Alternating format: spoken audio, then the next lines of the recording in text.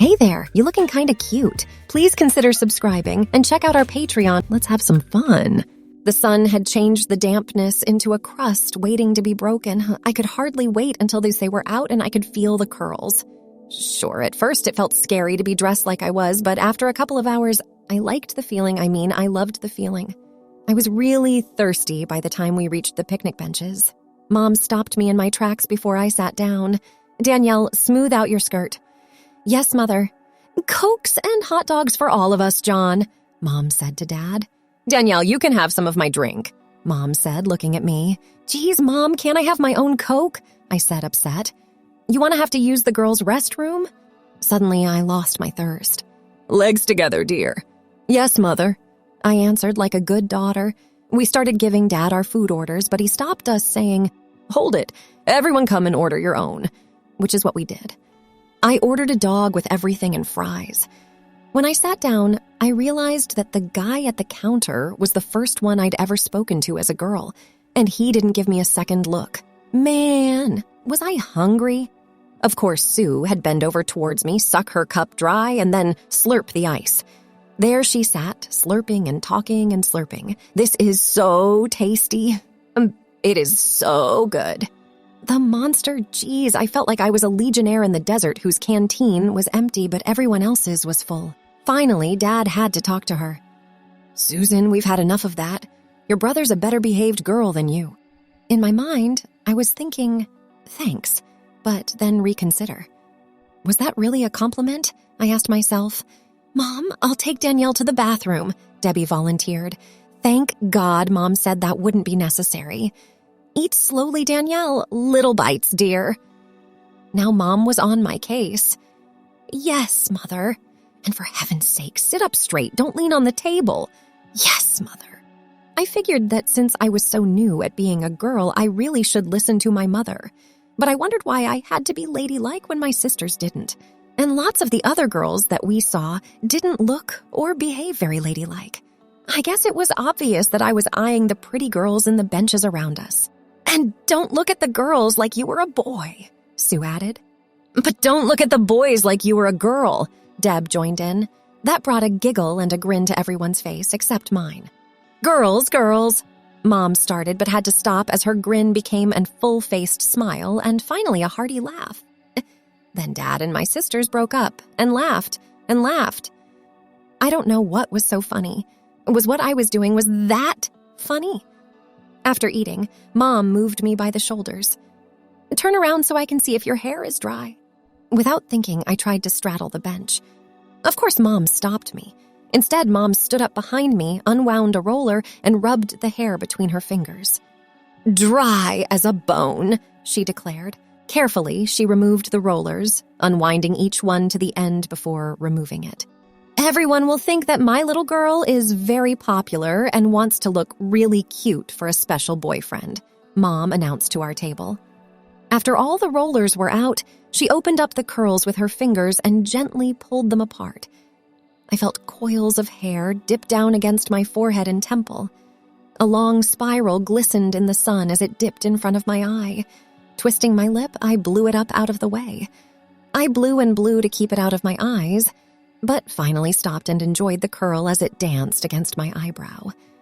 All the while, Mom continued to spread the dried curls apart, twisting some one way and some the other way. She spent a long time arranging each curl. Later on, I'll do the brush out, but this look is so feminine that I just love it. I held up a round mirror that Mom brought in her bag. I loved the way I looked. I saw curls, lots of uncombed curls. I quickly slid my fingers to touch my hair, to feel the magic. Gosh, my head was a mass of curls, hanging curls, spring-like curls. Finally, Mom stopped me. No more touching, or you'll mess it all up. If I was going out with a girl like me, I know I wouldn't be able to resist pulling her beautiful curls. Not only did it look great, it felt great, nice, and cool against my neck. Isn't your brother just beautiful? Mom said under her breath. Just beautiful. Susan was going to say something when she startled us by popping up from the bench. There's Jack and Tim from school, she cried and began waving her arms. Be right back. Man, she didn't even ask permission, but just got up and ran over to them. The rest of us watched as she talked and talked to the two guys. Now even Dad was anxious to go. Thank goodness he stood up and waved to her. One of the guys got Suze to turn around, and she started walking back to us. But then Dad motioned for the guys to come over. I couldn't believe it. Oh, great. Does Dad have to met Sis's friends now?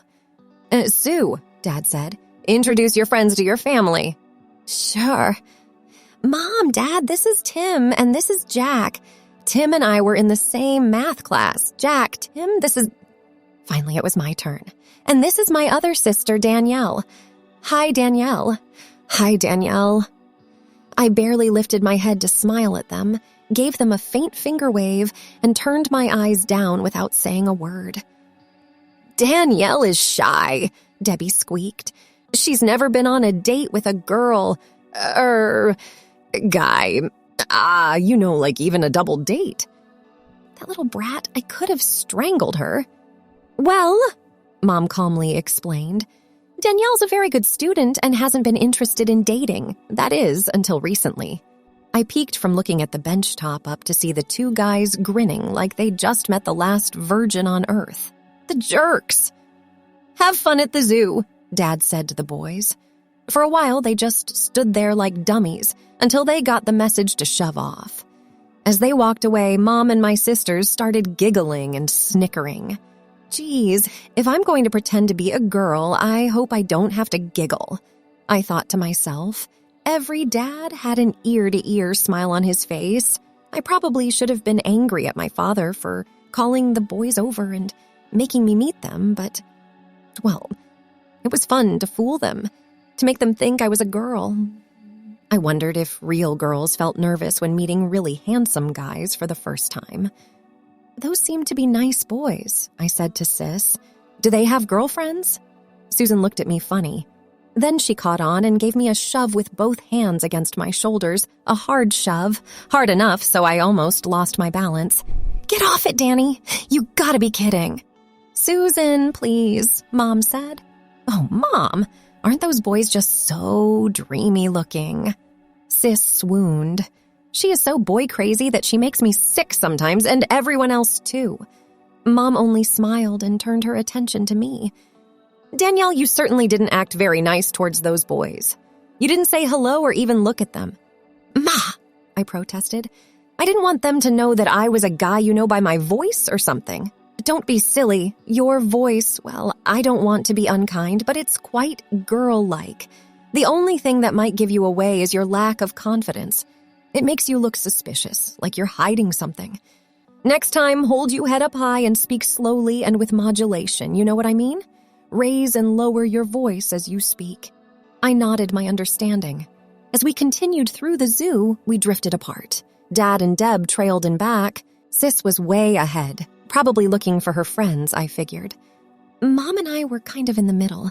All the time we walked, I keep turning my head sharply just to feel the dangling curls touch my face and neck. Mom noticed and got a kick out of it. Lovely! That's very feminine. While we walked, Mom pointed out the way girls walk, how they used their hands and their body movements. See how that woman is waving. See that girl walk. Notice the sway in her hips. Look over there. See this. See that. Listen to my voice. At first, it was boring. Then it became like a challenge to be the most believable girl possible. Danielle, walk moving one foot in front of the other in a straight line. That's the proper walk for girls. I practiced that walk while Mom watched me. Very good, dear. Now move your hips a little. Swing your arms. That a girl. All of a sudden, I caught myself walking and acting and talking more like a girl. Mom went on and on giving me instructions on how to be a girl until I wasn't watching the animals, the zoo animals, but the human kind. Mom nudged my shoulder once, twice. Over there, look, she said, tilting her head to the side. Susan's friends were waving their arms. They're waving at you, Danielle. No way, Mom. They're waving at Sue. Mom then pointed out that Sue was watching the bears and had her back to them. Wave back to them, Mom ordered. Are you kidding? Danielle, Mom said, raising her voice, I am not kidding. So I bent my arm at the elbow and gave a faint wave. Wave more, dear. I lifted my arm way up and waved. Hold it up. Shake it. Wiggle your fingers. Let them see a big smile on your face. That a girl. Don't be so stiff acting that a girl. Hold that pose. By now, the guys looked like they were trying to fly. Goofy guys. Finally, Mom said I could stop. By the end of the day, we were all beat. I felt more like I'd been on a real safari than just to the zoo. I mean, it was scarier going out dressed like a girl than going out to hunt lions. When we got home, it was after 7.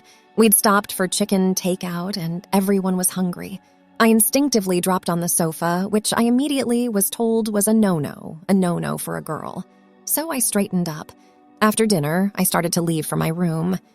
Sue, dear, will you help Danielle remove her makeup? I followed my sister upstairs. At the top, I heard Dad say, "Haven't you carried this far enough?" Sis and I waited to hear Mom's reply. "No further than you." Wow, I guess I was going to be Danielle for a while longer. Sis led me to the bathroom where she slipped a plastic headband on my head and pulled it back. Mom sure put a lot of setting lotion on your hair. But wait until she combs it out. It'll look real pretty. Now take off my blouse. I don't want it wet. I made a face. I still didn't like my sister seeing me in a bra. Man, did I look weird in Sis's bra and red hairband, smearing cream on my face. "Now pat dry." "No, like this," Sis said, showing me how to dry my face. Sis then spread a hairnet with her fingers and placed it over my hair. "This will keep—" "Susan, phone call," Mom called. In a flash, Sis ran to her room. I got undressed except for the undies and carefully folded my sister's clothes and placed them on my dresser. A little later, there was a knocking on my door. "I want my skirt," Sue demanded. So I opened the door a little and I handed it to her. "And my top." "Yeah, sure," I said, handing it to her. "And you can have this too," I said, flinging out the bra and undies. "You keep those. Mom promised me new ones." There was another knock on the door. Geez, I thought, won't people leave me alone? It was Mom. "Danielle, I just wanted to tell you that Tim asked about you. He said you were really pretty and he asked your sister if you two would like to double date with them. Night, night. Sweet dreams." What did I just hear? I was amazed, stunned. Then words shot out of my mouth. Mom, what did she tell him? What does she say?" As I laid in bed, I couldn't get Mom's words out of my mind. "He said you were really pretty." Tim now. Which one was he? The blonde or dark hair one? Pretty. He said I was pretty. He couldn't have meant pretty as a boy. Must have meant pretty as a girl. Awesome. I thought of Danielle as I lay in bed, Mom's words repeating over and over. And all my senses were alive with her, the wispy feel of the hairnet, the smell of the face cream, and the smoothness of panties all kept reminding me her. Danielle. I started to relive the day's events as my eyes got really heavier and heavier and heavier. Thanks for watching. Be sure to check out Patreon for early access and exclusive content.